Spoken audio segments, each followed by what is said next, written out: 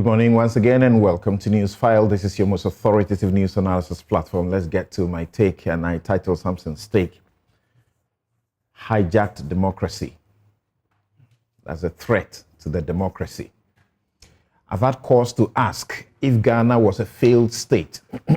This was when a regional minister was applauded by some for his unconstitutional and criminal conduct in supervising the violation of the dignity of citizens by making them squat and sweep dusty streets and flogged publicly for not using a footbridge. The law prescribing punishment for that offense was completely abandoned as officials turned themselves into police and courts. Some were whipped for breaching COVID-19 rules. Others, including poor pastors, were prosecuted and thrown into jail, of course, rescued by another church. At a time, leaders and influential persons broke same rules without any consequences at all. The state sanctioned resort to unlawful jungle justice in setting fire on expensive and badly needed excavators in the name of fighting galamsey.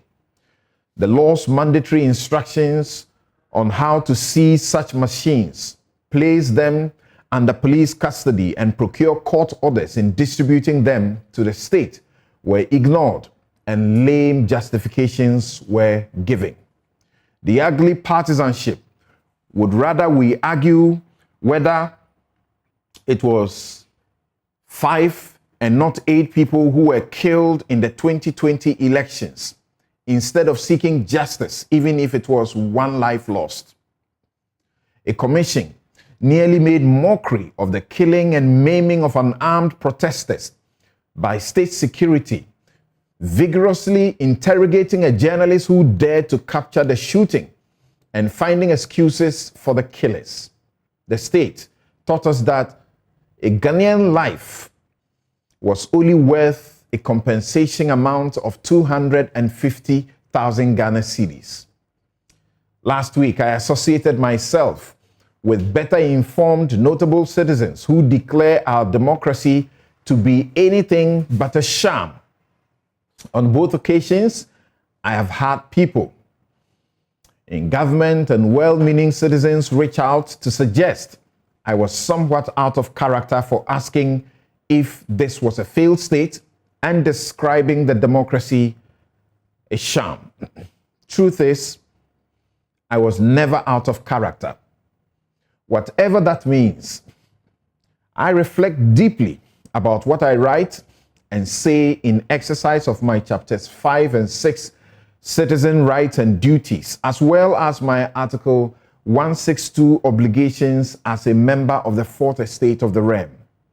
I am not oblivious of functioning systems and the progress, however corruptibly, costly, and unpardonably slow.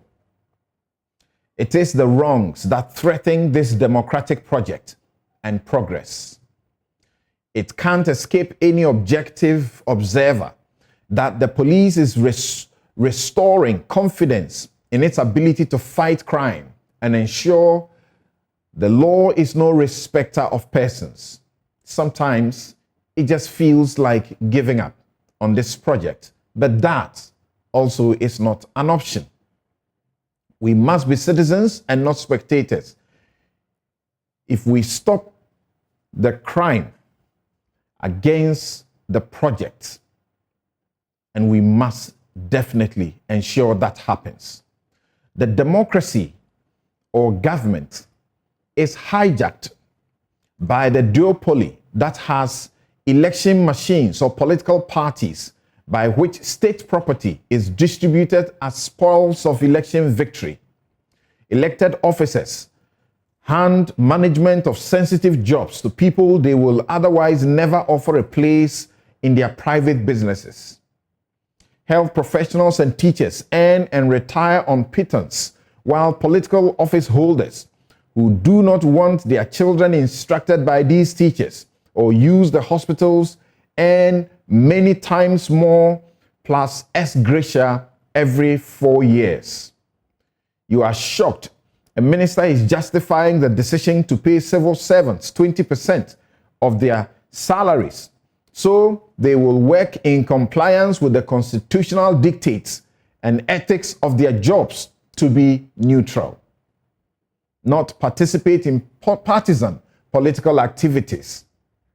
Cocoa Board says we should applaud it for deciding to stop payment of inconvenience and overnight allowances. Hear that, inconvenience allowances to its board of directors, because it just, quote, realized it didn't have express approval for those allowances, unquote, paid in addition to sitting allowances.